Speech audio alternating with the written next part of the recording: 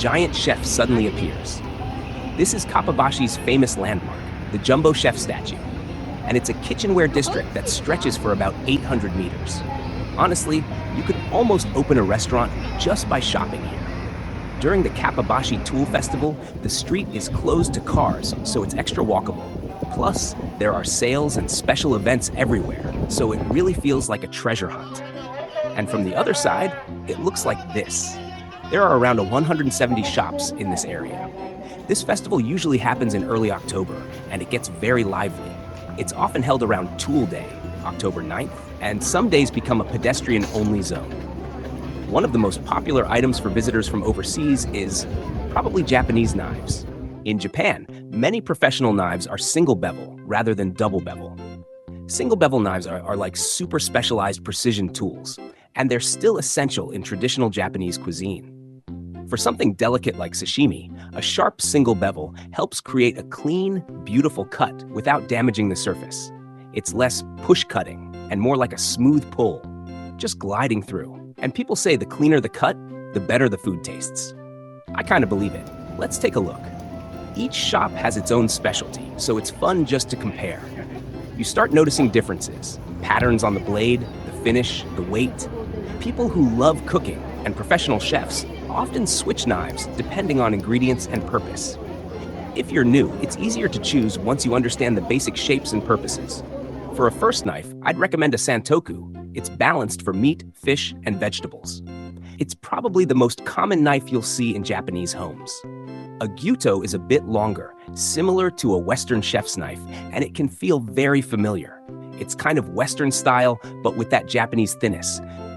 If you want something small and easy to bring home, a petty knife is also a great option. If you want to break down fish, there's the deba. It looks a little like a juto, but it's thicker and heavier, more of a power knife, designed for working near bones. And a sashimi knife, also called yanagiba, is exactly what it sounds like, made for slicing sashimi. It's long, so you can cut in one smooth pull. I see a sign that says sharpening class. Buying a knife is just the beginning. Maintenance matters. Instead of replace it when it gets dull, the idea is restore it. That mindset feels very Japanese. And here, a professional is sharpening right now. The sound, the hand movements, it's weirdly satisfying to watch. Down a side street, you can even see Tokyo Skytree. That's such a Tokyo scene, an old downtown tool street and a futuristic tower in the same frame. Here's a soba cutting knife too. There are so many types. Next up, kitchenware. Of course, Kappabashi is famous for tableware. You can buy all kinds of Japanese dishes here. Plates are everywhere, top to bottom. The shelves are tall, the visual information is intense, and somehow, it's still fun. These are rice bowls. With this many choices, you'll definitely find a design you like. And because you use them every day, I recommend actually holding them, checking the size and how it feels on your lips. Some pieces use cherry blossoms as a motif, one of Japan's classic symbols. Japan also has a strong bento culture, so you'll see majiwapa, traditional wooden bento boxes. They're light, they smell nice, and somehow they make lunch feel special. It's not just aesthetic, it's practical. This is a soy sauce dish, the little plate used when you eat sushi. But honestly, it's also perfect for condiments, nuts, or small desserts. And for miso soup, you really want this kind of bowl. It's designed to be held in your hands, so even with hot soup, it feels comfortable. There are wooden spoons and forks too. This big plate, don't you love it? You can serve a main dish or do a one-plate meal. Just changing the plate can instantly make food look restaurant level. These are soba dipping bowls and a small dish for green onions and toppings. Even when the shape is similar, the colors and patterns are slightly different. So the fun part is finding the one that feels like this is it. You can even buy huge pots, every kind you can imagine. The professional sizes might surprise you. Just looking at them gives you that kitchen crew energy. And in winter, hot pot is everything. Throw in what you like, simmer it, and it's simple but delicious. Hot pot is a classic in Japanese homes. If you want to make bowls like gyudon or oyakodon, toppings over rice, this kind of deep bowl is perfect. These are tiny cups, great for coffee, tea, or maybe even espresso. They have such a nice texture.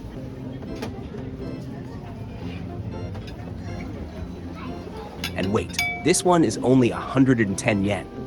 You'll see a big range here, from 100 yen shop level to something like 550 yen that feels surprisingly good. And if you ever open a shop, you can even buy lanterns here.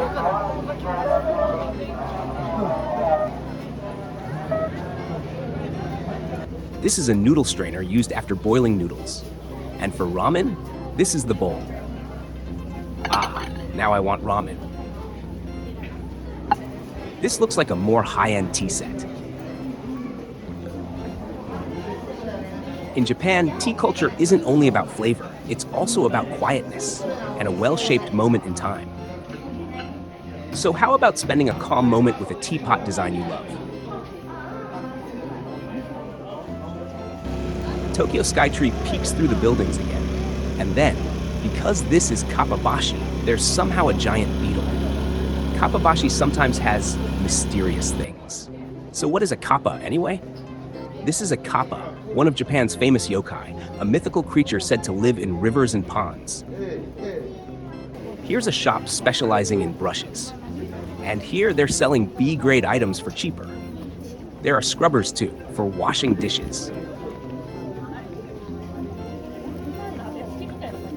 This is Japanese dagashi, classic cheap snacks. A lot of Japanese people remember eating these in elementary school. During the festival, there are performances too. So it's not just shopping. The whole street feels like a mini festival. This looks like a Tai Chi performance from China. It's funny, this is a tool street, and suddenly it turns into a cultural event.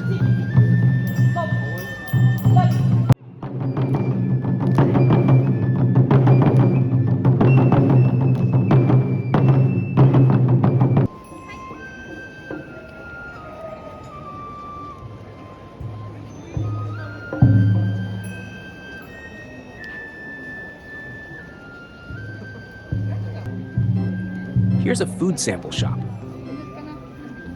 That parfait looks real, right? You know those display foods in front of Japanese restaurants? Here, you can actually buy them. They even sell food magnets. How about a keychain of your favorite sushi topping? Perfect souvenir size. These food samples are so realistic, it's hard to believe. Even up close, they're detailed, and after a while you start thinking, I could eat that. You can't. What's your favorite sushi topping? Mackerel? Salmon? Tuna? If you can't eat raw fish, don't worry, there's tempura too. Of course, you still can't eat this one either.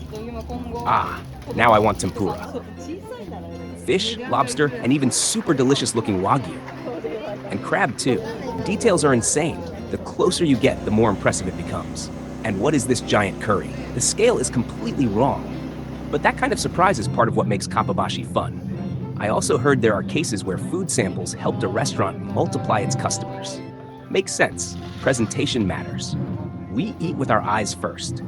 Gacha capsule toys are everywhere in Japan. And yes, Kappabashi has them too. Japan really loves tiny things. Kappabashi has lots of kappa characters. It feels like the whole town has mascots. It's fun to spot them as you walk. And not only that, there's armor and characters I don't even recognize.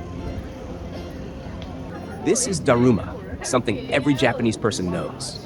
When you buy one, you paint one eye while making a wish, and when the wish comes true, you paint the other eye.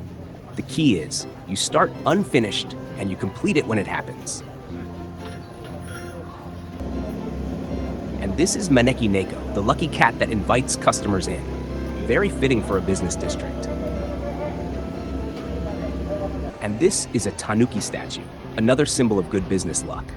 You'll often see them in front of shops. Now, this is Higashi Honganji, a temple near Tawaramachi Station, right by Kappabashi. It's amazing because it's literally next to the busy street, but it feels calm and quiet. If you step just one street away, the noise of Kappabashi fades, and the neighborhood suddenly feels peaceful. It's a place where you can feel the depth of everyday Japan. It's free to enter, and it's open until evening. This temple has a long history and has been rebuilt after disasters, a quiet, open place right beside the energy of Kappabashi. It's not a must-see attraction, but a place where Tokyo life and faith naturally overlap. Some visitors from overseas are surprised by the calm, right next to the busy Asakusa area. Many people seem to like it as a peaceful spot to feel Tokyo's everyday side. Here are my souvenirs. A small bowl I found. A traditional style bowl that's not too flashy, perfect for ramen or soba. Wooden chopsticks, only about $2. A round cylinder-shaped cup. And honestly, half the fun is imagining what you'll use things for. The fun of this street continues even after you buy things. These tongs look great for pasta, and actually, they became super useful at home. And somehow, the shop staff gave me a snack, Black Thunder. This kind of small kindness from a local shopping street, it makes you happy. If you ever visit Japan, why not stop by Kappabashi? It's close to Asakusa and Ueno. If you love cooking, you'll obviously enjoy it. But even if you don't, just looking at the tools is surprisingly fun. See you next time.